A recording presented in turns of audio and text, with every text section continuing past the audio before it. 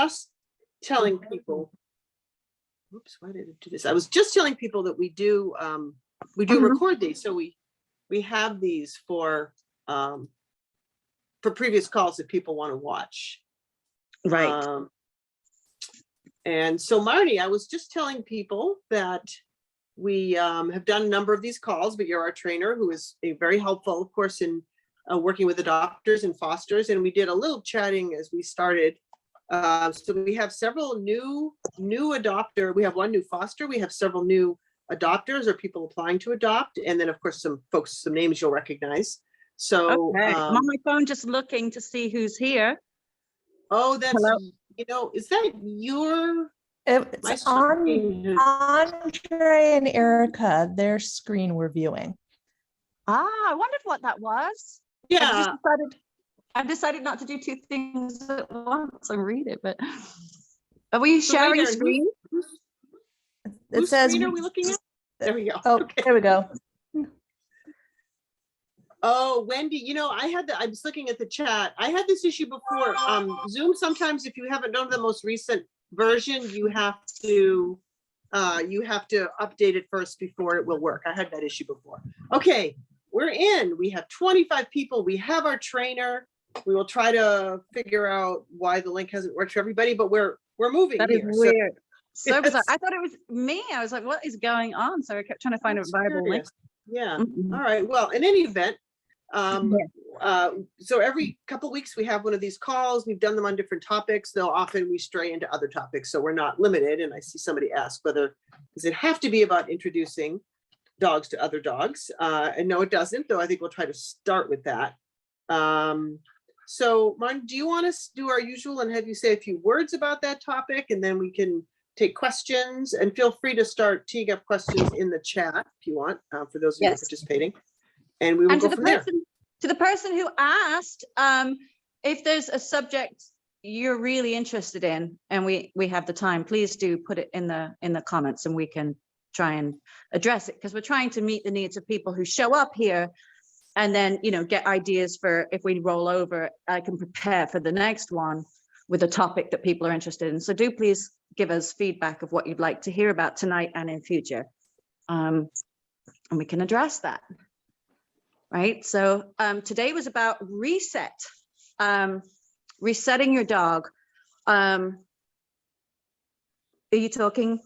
Am I not hearing? It just froze. Did you say something, Irene? No, actually, I just realized that the introducing new dogs was the previous topic, and today is actually reset. So my bad. Yeah. Sorry. Okay, I will now. I was ready. I was like, okay, I hope it's about this one. No, I'm still locked into 2 weeks ago. Okay, sorry. Carry on, Marty. I'm going to stay quiet now. You're fine. This is my friend Annalise. She is my most recent rescue and trainer, and I decided to adopt her because I couldn't let her go. So she decided to come in on this call.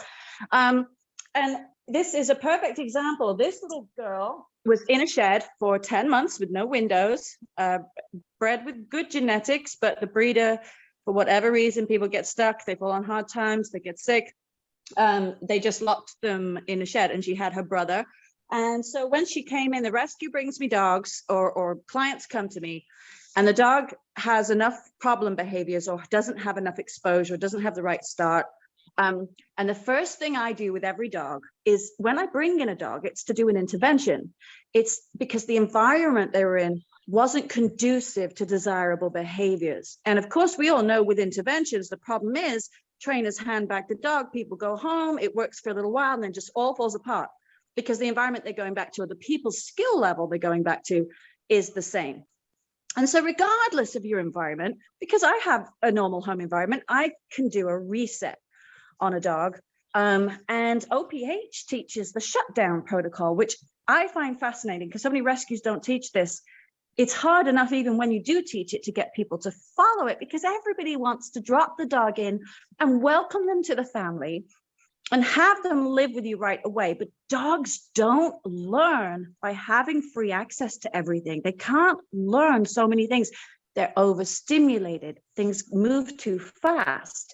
So it's very important to slow things down for dogs. So when you have a behavior problem, even if they're still with you in the same environment, same skill set, you can do a reset if I'm having a problem with the dog, I'll sometimes go back to the reset or the shutdown protocol, as OPH teach.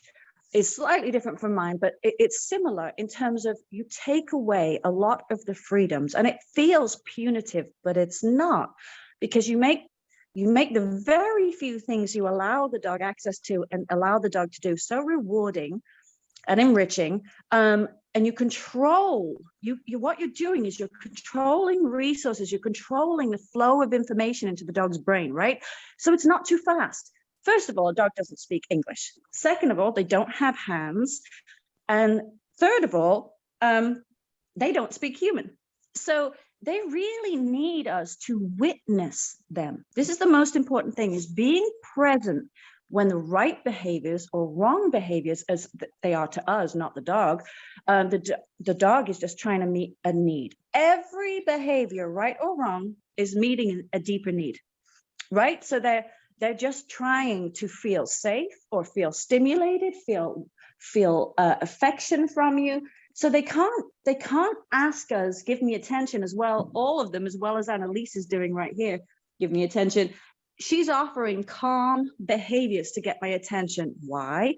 Because I controlled the flow of information. My home setting, I have 7 dogs here, but it's not overwhelming because each dog has learned. They come into the house and they learn the flow of information slow enough that they can process what we like and what we don't like. And a lot of the time we're turning to a training method that tells the dog no a lot with our voices. Humans just use their voice a lot, and I call it verbal diarrhea.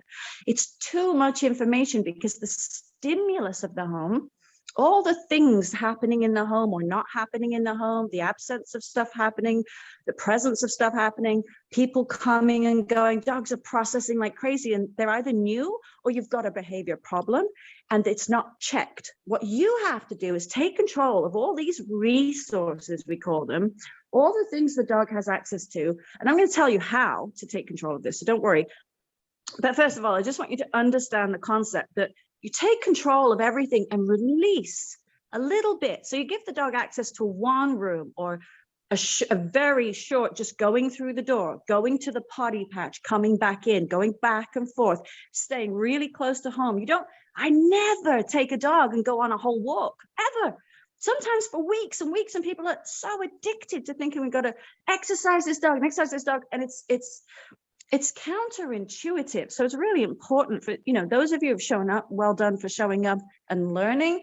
And there's so many different methods out there. There's so much information out there, but the truth is some simple nuggets that regardless of the method you use or who you follow, simple universal truths that follow every single thing, a brand of training or type of trainer. There's certain things. Trainers control the resources and witness correct behaviors as we see them, calm, knowing where their place is, knowing to come and ask for attention in a positive way, knowing how to stop, knowing no, knowing off, knowing down. Those things come a little later. First, we have to get things right for the dog. So first things first, I start with containment. Dog just came to me today, fresh out of the van from a rescue, is not adoptable right now. And the rescue lady didn't know what to do with the dog to get her to be adoptable. The fosters are struggling. She's just hyper. She's jumping on everybody. She's knocking things over. She's chewing furniture. She's running around offering all these behaviors, and people are following the dog and saying, no, stop. But they're still allowing all this freedom, right? So even though it seems punishing, it's actually so kind to take away all these options and dial it down to 1 or 2 options that meet the dog's need to learn how to win in your home. They need to learn how to be successful and how to be just like a child. A child has to be witnessed. Sorry, my cat's asking to go out. So move around a little bit. The dog needs to be witnessed, and you need to be present when they're offering behaviors. And just your presence gets them to offer things like lying down. Because when you're just taking time and you're centered and you're calm and you hold a leash or you're in a small area and you're paying attention to the dog when they offer something good, and you remove yourself or your attention or food or or remove the dog from the area when they're starting to fail. You just simply put them back in the area they've learned to win in. So we start, step one. The dog gets out of a rescue van or a client drops the dog off. I introduce them to the area, just like in OPH, it's the crate. If the dog can handle a crate or a room with a baby gate or whatever it is, an indoor kennel if need be with some dogs, because some dogs just don't know how to be in a home. So you introduce them to the area they're going to live in. And then you get them to learn to go to the bathroom and to their area. And when you bring them out, they're on leash and they're with you in your present. So anything they offer, you're not giving so much feedback. You're picking one or two things. When you settle down, when you sit, you're not telling them to sit right away. So if you've got a behavior problem, you do this too. You're not talking at them all the time. You're not asking them to do them a bunch of different things. You're just witnessing, because a dog naturally will sit. A dog will naturally lay down. They'll naturally choose something you offer them. So when you make your area smaller and you pay attention to things they're doing right or things they're doing wrong, you get them offering just behaviors, normal, natural behaviors. And we do what's called capturing. So we take these behaviors and we capture them, like taking a photograph.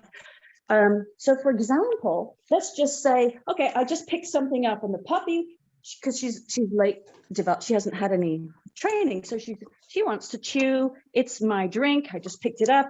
She wants to chew. She wants to take it. Instead of saying no, off, down, stop, watch what I do.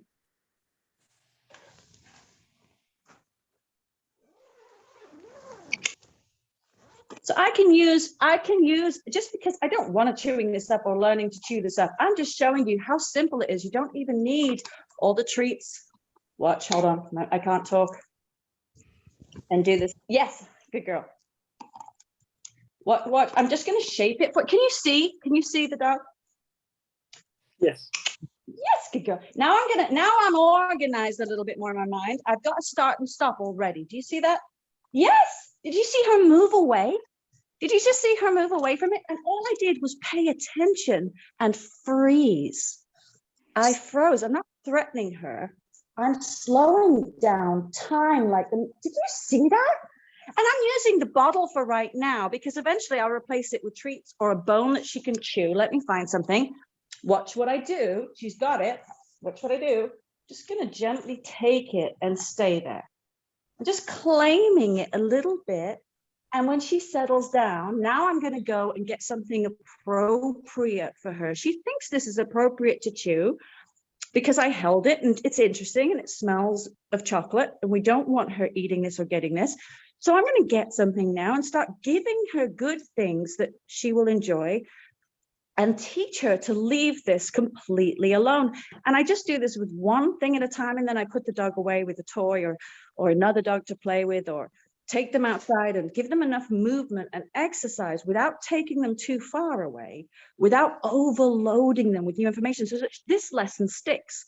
By tomorrow, if I were to show this call again tomorrow, she wouldn't touch this. I could leave it on the couch just in 24 hours because I've got the timing and the experience and the skill and the trust built with her. She's understanding that I'm witnessing and I'm not giving her approval. And even in the short time I've had her, I'm not telling her yes. And so she's learned to learn. I'm teaching her to learn. And that's what I mean by a reset.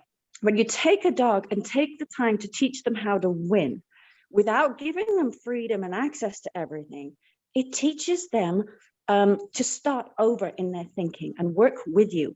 What makes a dog happier than anything is to have a human being to work with.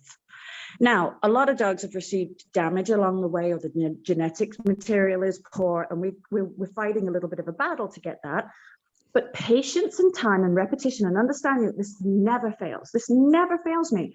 Unless the dog is so mentally damaged that they can't, it never fails me because I teach the dog to work with me, look for my approval, look for feedback on a yes. So even when I just paused and looked at her, I didn't give approval. So she knew in the absence of my approval that she should offer a different behavior. And because I have given approval to moving away from something or laying down, she started offering all these things. And if I was organized, I would have had treats and stuff to give her that is appropriate. She's had enough that she knows she's on the couch.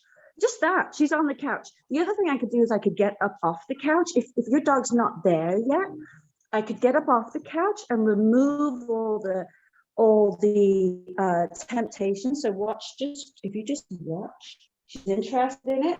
I'm kind of claiming it in my body. I'm not moving my hands. I'm not giving her verbal diarrhea. But if I just, every time she goes for it, if I just get off the couch and walk away, I'm removing myself as a reinforcer. I'm a reinforcer. Or I could remove her gently from the couch, bring her off every time. So if you've got, it's like doing math and keeping it kindergarten level. It's like 1 and 1 equals 2. Does that make any sense to anyone? Because I know this is really the depth of what I do for dogs that I bring in and transform. And I've been doing this 12 years. I worked for 3 different organizations overall where I just consult and help them with cases that are too far gone. I've worked with thousands of dogs. I've probably helped some of you out there.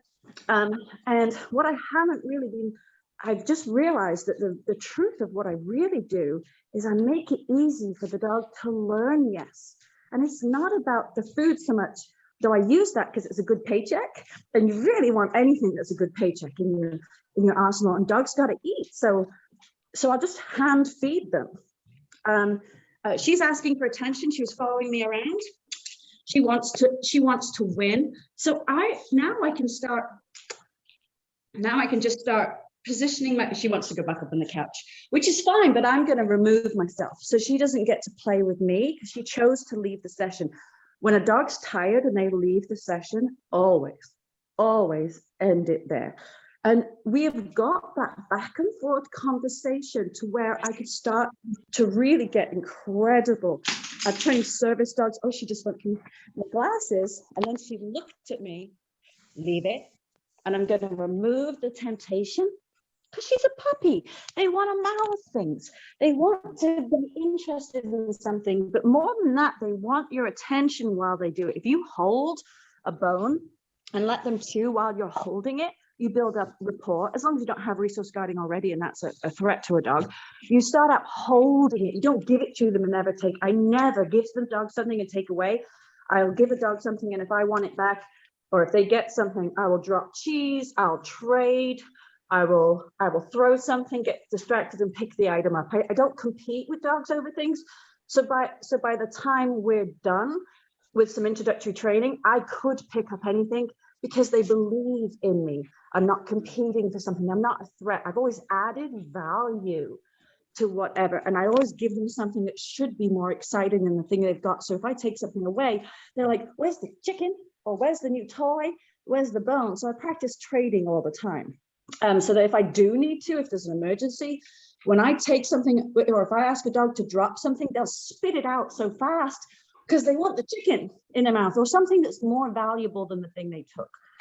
So there's a lot of different ways to do it, but really if you just simplify things for dogs, bring it back down to basics, 1 and 1 equals 2. If you're there and you're in a small environment and you have a leash or you've just got a small environment, there's not a lot to do, and you introduce positive things and you show them approval and attention when they interact with their toys or interact with the bones, and you add cheese to it or you add some chicken to it, you're tossing value, you're adding value for the good behaviors. When they lay down, I'll get up and shower them with attention.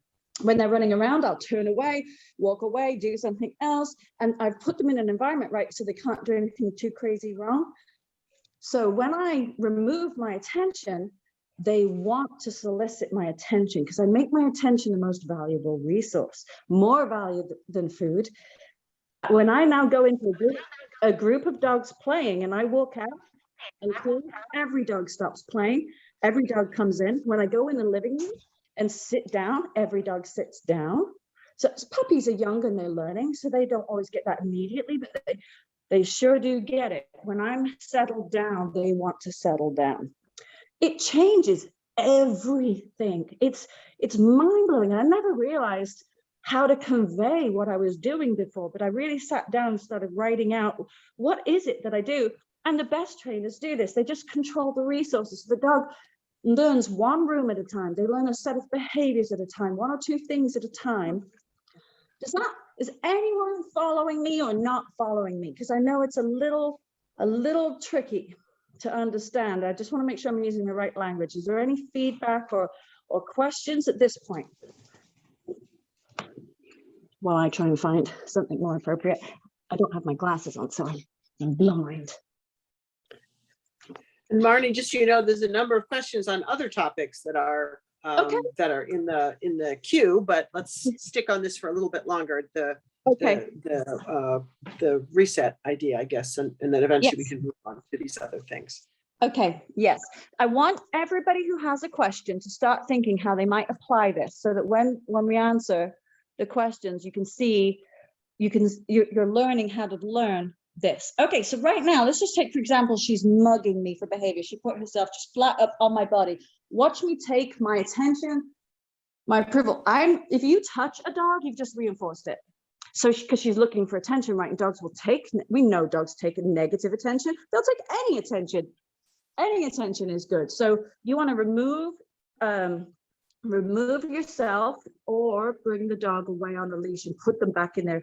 I have my kitchen's baby gated off and I put them in there with a bone. And whenever I feel like the session isn't going well, or we've learned enough, or the dog's tired or can't do it, I put them back in their area with their toys, with their new toys, twice a week, 2-3 times a week for a young dog or a dog who's a bit hyper. You want to keep them engaged and interested, never bored with the same thing. So I get really creative in making thrifty things and enrichment that's not costing me a fortune. I use really durable things like Tuffy toys or Kongs, black Kongs for dogs that are real chewers. Come on, Lucy. Good girl. So when I ask for something, she's ready and willing. She's exhausted. She's been playing all day. So she's tired. So I know her listening is down like 30% because she's just tired. Lucy. Good girl. Just good girl. So I'm going to put her away. She's got calm. She doesn't like that kennel. So I'm just going to ask for a couple of minutes because it's a bit small. But I'm just going to ask for a couple of minutes of compliance. And I'm going to let her out again and go to sleep because she was looking for other things in the room. I'm going to just wait a couple minutes and let her out. That's a reset. I'm bringing them back to the basics where they succeed, where they have everything they need in that moment. They have had the water, they need the food they need. They've had attention. You're bringing them out, you're giving them your undivided attention. You only need to do this a few times a day for a few minutes a day. You don't need to do this on and on and on and on. You can let them go as long as your environment, they're not failing over and over with behaviors you don't want. Is she settling? But she's quiet, so I'll take it. And if she does that behavior I don't want again, I'll put her back in. She's excited to be given another opportunity. You're allowed the couch in my world as long as you've earned it. But if she starts mugging me or looking for things to chew, I will reset again. And now because my attention is divided, she's learning to self-soothe herself while I'm distracted. And that's hard for some dogs. They mug us, but when you push them off or push them down, you're rewarding it. So you need to learn how to take attention away. And that's as strong as a punishment I'll use. And for dogs that are really bad, I'll use it for longer, like a few hours, and they have to earn it. But I have so many things up my sleeve for them to do. Oh, I just saw something. How to reset a senior dog from barking. That one flashed up for me. Barking a lot, barking. Oh my gosh, that is my least favorite behavior to work on. It is the most, for me, it's just so, I'm not into barking. You know, some trainers, I have my weaknesses. Barking is, it's looking externally and scanning the environment or hearing things. A lot of these little dogs, the senior dogs, they're sensitive to sound and noises. It's really making sure that when they're engaged, they're so engaged in something, they don't listen to external things and they're not scanning. So a dog that's barking too much isn't engaged enough, isn't witnessed enough. They're just left to their own devices and they're offering behaviors. Is there another example of how to reset? Because I feel like these questions are really great. Keep them coming on the reset, how to reset a problem. So a barking problem, you need to go get them and remove them when they're barking, put them in their area, give them a massively juicy bone, So that eventually they just start barking once or twice, because barking is so natural to a dog, but barking on and on is the sign of a real problem. The dog's bored, they're overstimulated, they're scanning the environment. It really means they don't have enough attention or enrichment in that moment. They haven't had enough to fill their little cup with the things that they need to keep them occupied, happy, mentally healthy. Dogs that are free too much of the time, while we're so distracted on our devices and our lives and our chores, dogs actually need quite a lot of attention to get to be really great dogs, where you can just take your attention away. Like what you, Irene, you've got beautiful dogs that just lay down when you're doing this, they're just leaving you alone. You know, some of us have dogs that are just chilling because they've learned that their needs get met, that their enrichment's coming, their intention's coming. So that tells me when someone's got dogs that are laying around, they know nothing's happening in that moment. They know to wait for the next good thing. Overstimulated.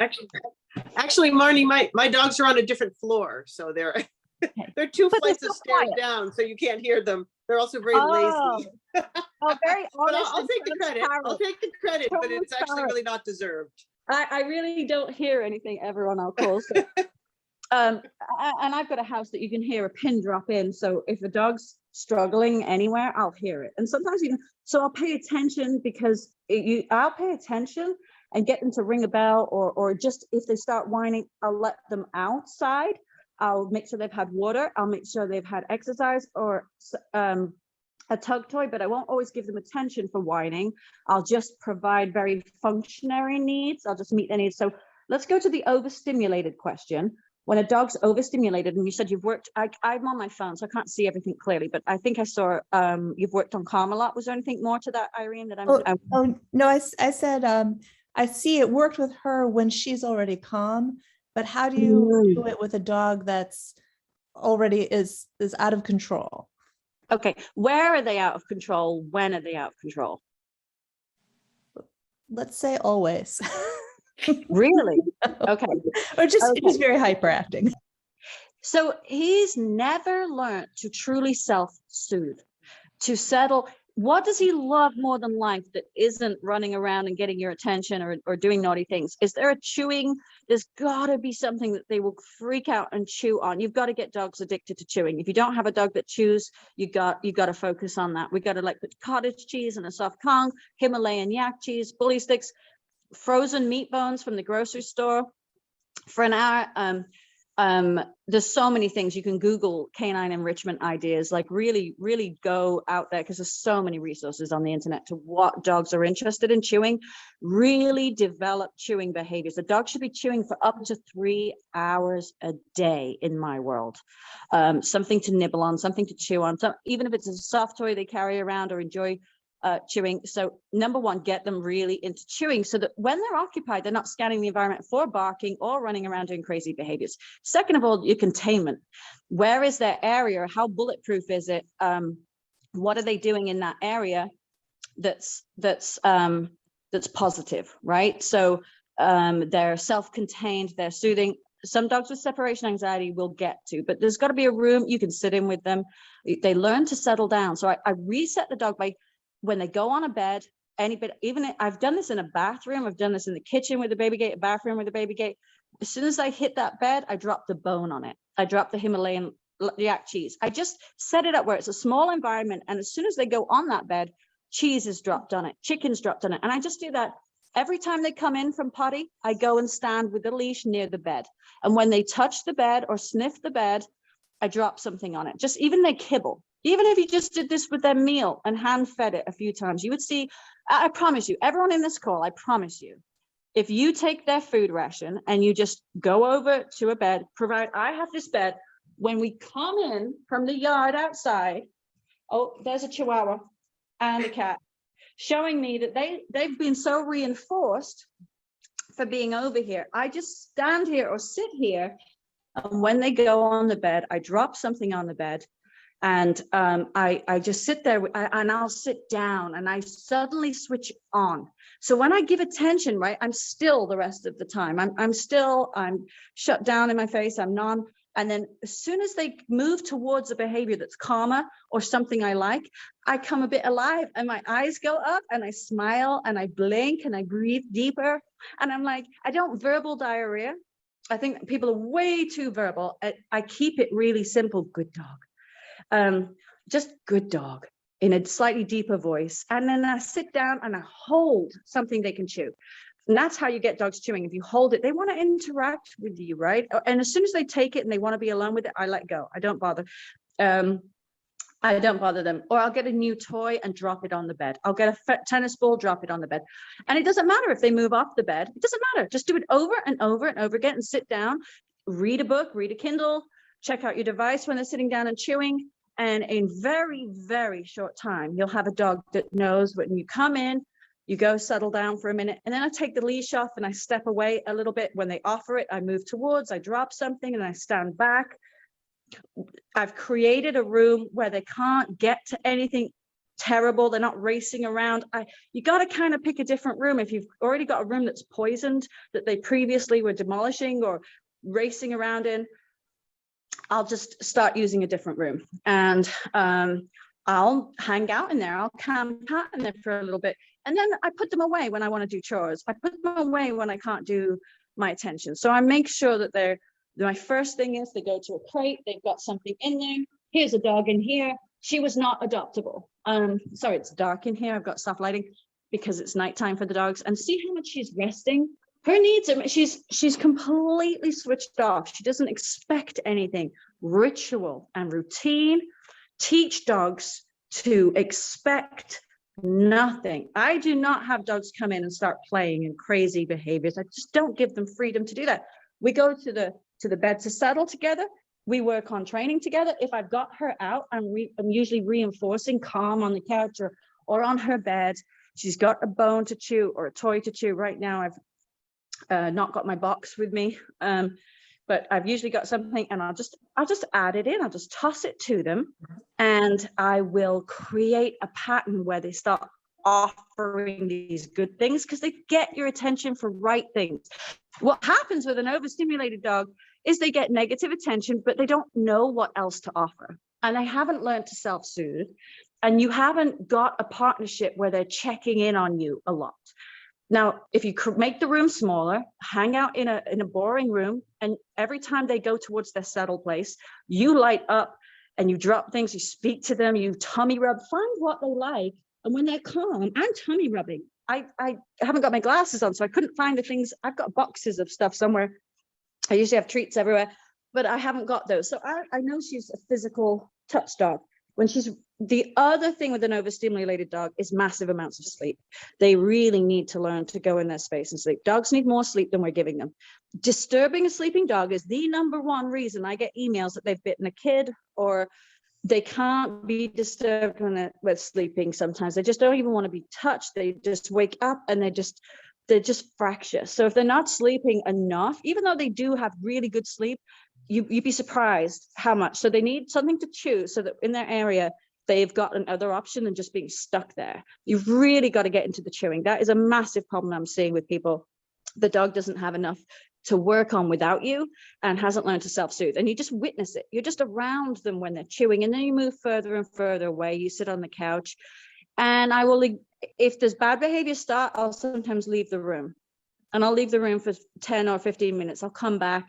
And if they go calm for a second, I'll go add something. I'll take them out and walk them a little bit again. Again, I don't go far in the beginning with an overstimulated dog because there's too much sensory information, right? I was just talking to somebody last night who's got a dog who's so anxious that behavior's starting to deteriorate. Behaviors that weren't previously a problem are becoming a problem, but the dog's just trigger stacking. All this information's coming in too fast. And even though it's boring and we feel like we're punishing them, you've really got to control the flow of stimulation and information, and you've got to witness it. And then you've got to teach them to be alone while you do your life. And you've got to make sure they've got enough movement and exercise and physical touch and affection, and that you're calm and quiet. So all this hasn't got anything to do with clicker training, but if you now add clicker training, and if you just Google easy clickers, it doesn't matter what you teach. You can use a mouth click. You can use a pen top. If a dog doesn't like noises, you can use a clicker. If you start adding clicker training now, and you get it out, and when they're quiet and good, you just start clicking and using chicken or cheese or beef or something, hamburger, you'll get a dog who's now learning to work with you for approval, attention, cooperation with you, and it makes the dog less anxious. It takes the anxiety away. That's how I fix anxious dogs, aggressive dogs. I've just done so many hundreds of dogs. I don't know if I'm explaining it as well as I do it, but this is my religion. This is my cornerstone of how to change dogs, and it absolutely changes. Now, I have dogs that like dogs, so I use other dogs as one of the stimulating playthings. That when they're behaving and good, I'll put them in for playtime. Not everybody has that, so when they go home, they have to have a little bit more exercise or a little bit more attention in the beginning until the dogs relearn. They're not free to go off and do all these things. Dogs will just offer behaviors to amuse themselves or in the absence of knowing what to do. So all these questions coming in of problem behaviors are because you're not spending enough time on a leash, controlled environment, small room, gated off, or just an area, even basement, a garage where you just have a chair and a bed and a box of stuff that you control. You're controlling everything the dog wants. And when they're looking to you, when they stop, when they soothe themselves or breathe or settle down, I notice, I see it, and I come alive and add value to that. I give a paycheck for that. So I'm paying for calm. I'm just paying for calm. And when I don't like something, I shut down, I go away, I will remove myself for a few hours if need be. And, that's for more severe problems. I really teach the dog to earn my attention, that it's precious. And that's the most punishing thing I do. Like I have bopped a dog because they're wanting to kill something or something like that, I'll just bop them. But when I do a no or something like that, I mean, I'm human, I'm not perfect. But if I do a no, dogs are like, what just happened? Because I make no valuable. When I give an information, leave it, no, stop. I do it in such a firm, grounded voice. It's no argument. It's like a mom or a nanny, right? It's like no, or a dad or a nanny, whatever, whoever's an authority figure. And I remove them, or I remove the thing, or I remove myself. I don't just leave them and hope they'll comply. I gently, but I never use like a physical threatening advance. Oh, overstimulation. Sometimes we touch dogs too much. Like there's too much touch happening in these homes. I'm getting all these emails and calls about problems. And it just, people got hands on dogs all the time. They don't like that. They're looking to play. When they ask you for affection, it needs to be in a way that invites you into an area they want. Like Lucy's showing me where to give attention. Like if I pay enough attention, she'll show me where to put my hands. Like under her chin, she says is good. So I have eyes. You got to learn to just, it's in the silence and stillness you create with a dog. I don't put my hands over a dog's face or on top or on their back much at all. I'll teach them to tolerate it because humans are human. I got a human-proof dogs. That's what I do for a living. But I will wait for a dog to invite me into their bubble. Like right now, she seems self-sufficient, but I bring my attention to her and be like, where do you want to be touched? I'll bring my hand out and she says under her chin. Usually she'll open her leg so I can get her tummy. Sometimes they're putting their hand on you and they're asking for it, and I will turn away or reject it.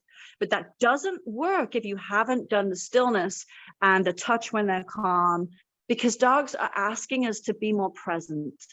We're not present enough these days, and it's really showing up in dogs, and it's a real crisis. But they don't need that much. They just need you to make time where there's nothing else going on, where there's quiet and your attention. I think she's going to mug me right now, what I call mugging. Nope, she decided not to do that. So now, because she mugged first or came in my bubble when I'm not inviting her, she came in my bubble first, this is fine. There's no problem. You can see this dog had nothing and she's amazing. Like she's a puppy. She'd never learned, she'd never been in the house. She didn't know where to poo or peep or how to be on a leash or anything. And she's only been with me a couple months, and she's amazing. And she's tired. When a dog's tired, when we're tired, we just can't function. So I'll wait for the dog to invite me. I'll give them my presents. I'll offer my face for a nice cheek rub, not French kisses. And I'll turn away and remove myself. And then she'll get the message. Dogs start having a conversation. So if you've got a problem, I promise you right now, your conversation with your dog isn't good enough. It's just not good enough right now. Not any fault of anybody's. People don't know. If I was trying to replumb my house right now and redo my pipes, I would make every mistake in the book. But when we get a dog, we're often not prepared educationally because it's counterintuitive. We use our hands and our voices and things are happening and we just put dogs in this environment and it's just flooding of information and dogs are they're just doing what they've already been taught by life or by whoever's been in their lives. And often, especially, rescue dogs have been surrendered. They haven't always had the most input, but they're so appreciated. There's nothing like a rescue dog for being grateful to get there's no dog in the world, I don't care how well bred, no dog is grateful as getting your presence, your calm, your touch, your attention for when they offer. Dogs were bred to work with us and look how many problems we've got. People aren't taught to work with a dog. People aren't taught to talk to a dog in a language they understand. Take away more of your verbal, take away more of your touch, wait for them to invite it or ask for it in a manner that suits you. Try and provide the things they want before they're asking. As soon as you see anything good, try and provide it. And make sure you've got a place you can put them where they're deeply entertained by things when you're not able to be present. Or they can be near you and they can settle. And make sure they're getting enough movement and physical movement. But it doesn't have to be these long walks because sometimes we just got too many problems. The other thing is when you get your leash skills, and I've talked a lot on leash skills, so you're going to have to go back and look in the video links. And actually somebody sent me a link last night, which I will send. And if I don't, please remind me, because someone said that it explained the way I explain it really well, and I haven't made great videos. So I believe there's a new resource that I want to look at and share. But when your leash skills are right, the dog's discipline changes. So these overstimulated dogs or walking dogs, we're passive and we're following a dog on a walk. When you do that, when you follow a dog and they feel abandoned, like that's the only way I can explain it. So they take over with the only behaviors they've been taught or know, and they end up overscanning, overthinking. They decide to do all these things. And then we're opposite reflex with them. Opposition reflex is called, where your hands, okay, I see some mugging here happening. Now she's decided to go behind me and just press herself against my body instead of mugging me. Good girl. And I'm going to click because she knows that. And I'm going to give her the attention she actually wanted. And I'm only going to do that once or twice when she mugs first, because otherwise she'll just learn to mug first and then back off. Antecedent behavior consequence. You can Google that. Antecedent behavior consequence. Set up your chain of events the way you want it. So now I need to pay attention when she's doing it by herself. Instead of mugging, I need to give the attention before she's asking for it. That's key. I hope everyone got that. Give attention, food, bones, chews.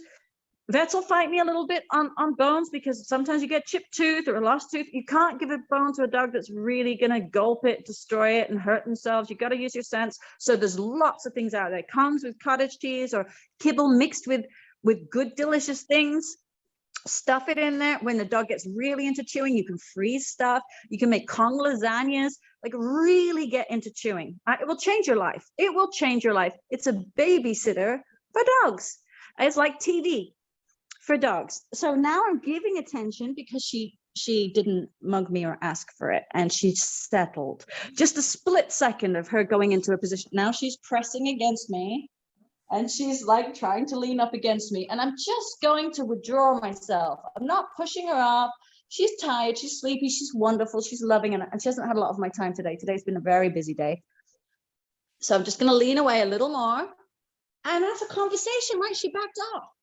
Now she's coming in again. She's persistent. Dogs will train us, right? I see humans being trained by dogs way more than I see people training dogs. And training isn't telling them what to do. Training is being present. There she's settled behind me, and I'm going to give her my attention. And I'm going to give her this tissue because I've already worked on not chewing things and swallowing them. Never just grab stuff off dogs. Give them something else. Give them something. Let them explore. She's not going to gulp that. She may rip it up, but I gave her something, right? It's such little stuff. It doesn't have to be all this fancy stuff. Something that entertains them for a moment, long as you know it's safe and they're not a gulper. People create gulpers. And if you've got a gulper, email the training team because it's deadly. So if a dog's Marnie? resource flooding, yes. Yeah, I just wanted to stop for a Questions? second Yep. because you've brought up a number of topics, and we've had questions on a range of topics. Okay. And then one person asked the perfect question, which is, and because we've had previous videos, he said, how do we access the previous videos? So we do have sort of a video library of calls like this. Someone asked about pulling on a leash and leash aggression. We've got one on that. Someone asked about separation anxiety. We have one on that. I don't know if that one was recorded though, because that was early. We've had that's a one big about, one. yeah, we have one about Yeah. puppy nipping. Someone has an 11-week-old puppy who's been chasing and nipping. So we have covered some of these Yes. topics. Yes. And Lori, if you're able, just because I don't know if I could do it while I'm, Yeah. could you put the link? We do have a YouTube channel that has, again, about 8 of these calls covering a lot of these topics. We may get to a few of these tonight, but you can actually watch one specifically on hyperactive, high energy dogs, which I think that's the one that covers some on kind of puppy nipping and some ideas on that. And again, leash issues, and then introducing dogs. Someone else, Barbara, raised that about introducing her daughter's dog to hers, and some initial kind of disagreements the two were having. So we have some dog interaction ones. So Yes. if we can get that link up, we can. So again, even if we don't get to those questions tonight, we do have things on that. We do. And Marnie has really good suggestions on those things. We also have the email to the training team, which I'm sure Laurie or somebody can link. Email the training team. If you're hearing something, you want to know more. Puppy nipping, I could just do a whole talk on that right now. All these questions you just mentioned, I'm not going to remember, but everything you just said, I could do a whole talk. The separation anxiety is massive. It's huge. It's a major problem. Nipping, the little puppy needs you to hold something, and they need you to have some, be prepared to defend yourself with something that get them chewing things that you hold, get them engaging. And when they put their teeth on you, remove yourself. If they're young enough, you can use a noise like ow or ah, because that's how babies teach each other, right? They've got these, puppies have these shark-like teeth to hurt each other so that they learn at a baby age, when they're still impressionable enough, that they will get, the other sibling will remove themselves and shut down. They'll play stops. They see a reaction and they still care. If they've gone long enough without their needs met, they don't care. They'll keep going. And we've had people, they're bleeding, their arms are bleeding, they're covered in it, their pants are being shredded because that dog hasn't had its cup filled. The attention has not been given in a constructive way. There's too much movement, too much stimulation, and the dog's reacting to it. A dog is a mirror of what's being put in, right? Well, she keeps attacking my little ones too. She goes for their feet, she goes for their legs. We keep telling her to let it go, or what do we say? I can't think right now, but leave it. We always say leave it. And she'll listen to me, but she will not listen to anybody else. She's developed enough respect for you meeting her needs and your authority, so that's good. But too much verbal and not enough physical. First of all, you got to do less with the kids. You got to keep them separated a lot more, and it's got to be more positive and constructive. So there's got to be an environment where the kids don't go into, and the puppy's massively entertained, or on a leash, or with you, or somebody else in the house. The kids need to move calmly, and the second the puppy's calm, they've got to get the food, their kibble. I use their kibble, just their meal, hand feed it as the kids are moving around, something they want while the kids are moving. And I gradually increase the amount the kids are moving. Kids overstimulate dogs horribly. Email me or please watch all our videos, because you'll learn something from each of them. Too much verbal loses respect from dogs because they don't speak French. We speak Japanese, they speak French, sorry. you know, like they don't speak human, we don't speak dog. So all this verbal, they're processing through a filter, and they've got needs to meet. They want to play, or they want attention, or they're overstimulated, and kids are moving and they want to control and calm it down. And all these little feelings are coming up, and too much is happening. Just got to get a grip on it and dial it way, way, way down, put that leash on, bring them, get them doing things right, and then put them away. Get them doing things right, get them doing things right, put them away. A lot more sleeping, a lot more chewing, a lot more settling on a bed. Just, you need to witness more and be more present and supervise, and then remove and dial it down. I can break this down way better on a one-on-one, because when we've got all these questions flying in, I'm just giving you a few little tiny tidbits, but we've got the answers for you. And I train service dog puppies. So I can get a puppy to go and get something or be calm, and kids could run around and scream, put their hands. Don't let the kids be putting their hands all over the puppy. It's teaching them to play rough with human skin, the way they play with each other. And yet the human isn't really stopping and going still or yelping. Like, there's not enough consequences. Dogs need consequences to teach them the behaviors are wrong, but they need so much more yes than a consequence. They need witnessing for good behaviors. You're really not repeating enough good behaviors, enough to what people need. A lot more stillness, a lot more hands to themselves. The kids need to, there's a kids and dogs site. I think it's called Doggone Safe. There's special sites. Just Google dogs and kids site. If you could mention it or something, I will send a link. I'd have to go find it.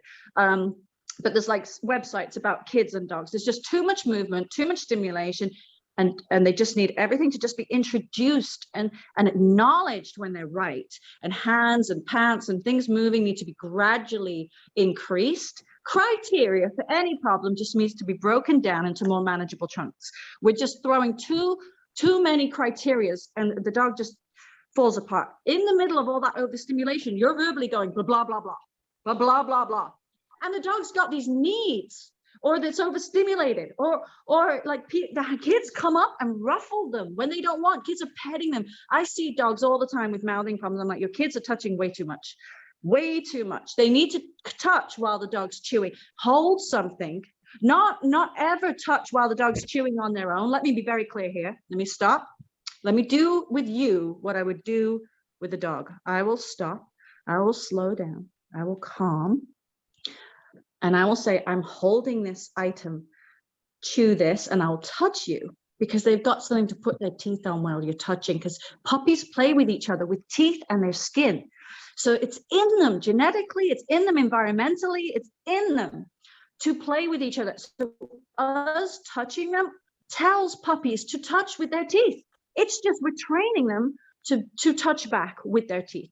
So you've got to have something in their mouth when you touch them a lot of the time for this, and you've got to teach them movement doesn't mean escalate their behaviors. Movement means, oh, calm down and get fed, calm down and get a chew.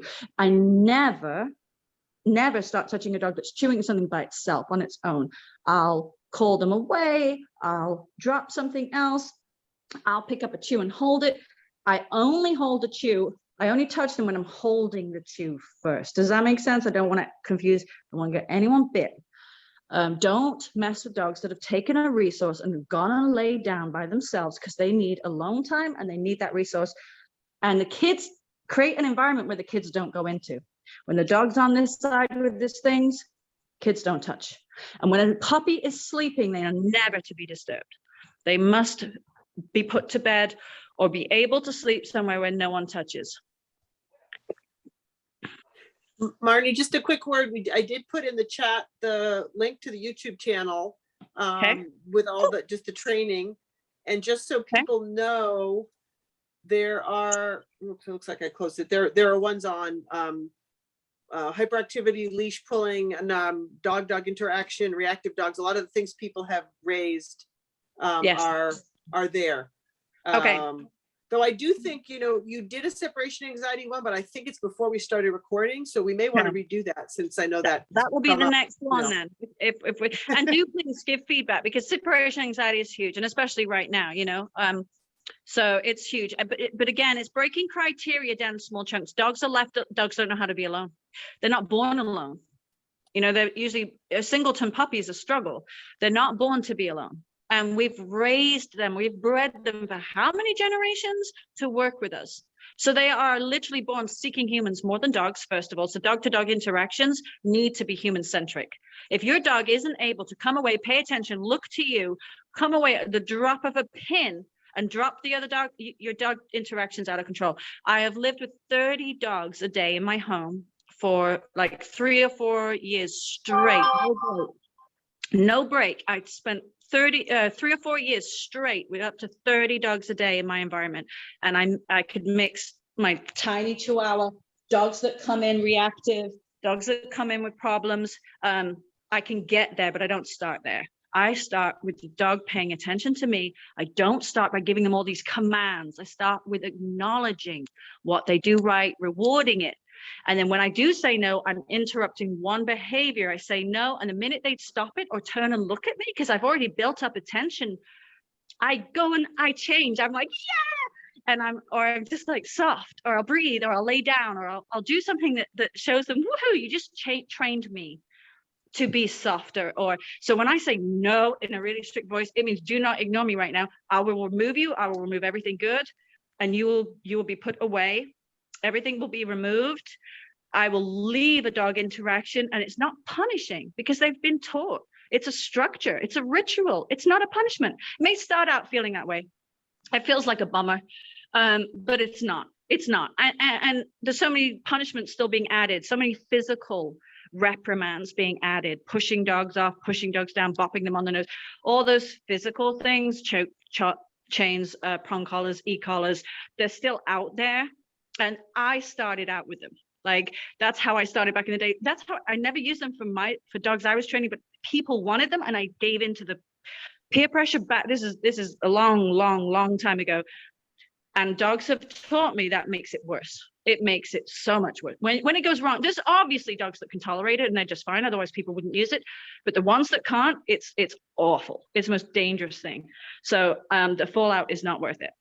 So teach them, yes, teach them your attention is what they want. Witness build that up, and then introduce a dog and they'll talk to you.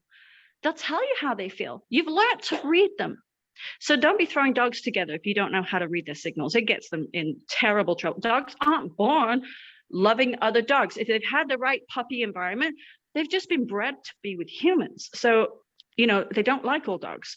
They sometimes don't like dogs at all. And the dogs are everywhere. And the dogs come up to them and violate them because other dogs haven't learned to be with dogs. And the body language isn't there. They need a human to witness what's right. I can leave my dogs alone playing because they've all learned this with me. And now I can just throw dogs together and leave them alone for a couple of hours even. And they'll just play great because they've learned to use toys instead of each other. If the dogs are just using each other as a toy, that's not good. They need to be picking up toys and engaging each other with toys. They need to have all these dog signals. There's a great book by Turid Rugrass called Calming Signals. Learn that book because the dog's offering signals, so many signals that we don't see. We see all the major ones sometimes, but we don't see these subtle ones. So learn to see stiffening, ear tilts, tail position, the dog eye flicks, lip licking, C-shaped, curling around. Dogs are talking all the time with their bodies because they don't have a voice. So they're talking with their bodies. So what we do in our bodies is important. What we do with our voice is a learned skill for a dog. They don't know voices. They aren't taught voices right out of the womb. They have to learn that from us, and we overuse it too soon. Does that make sense? Yep. And Marnie, we're a little over time, so we may want to wind down now. And I know some people are having to drop off. Okay. Thank you, everybody. Yeah, just I didn't mean to just, but this is great. I mean, we can take it if people have 1 or 2 more questions, but we did send out. Oh, but there we go. The Calming Signals book link is there. Again, we have our training videos that have similar format, but you can hear some of these same things on specific topics, and we will continue to do these. So why don't we stop now? Because I think people are done. A lot of information just came rattling out of me. I try and deliver so much. It's a lot. See, and that's like what the dogs are experiencing all day. All day.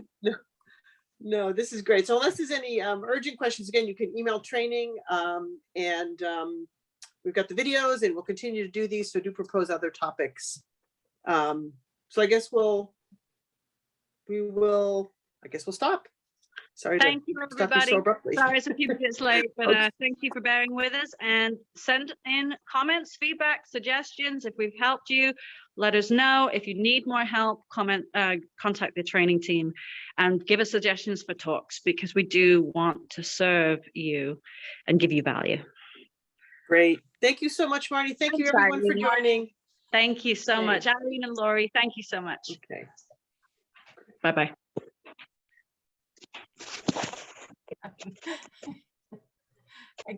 I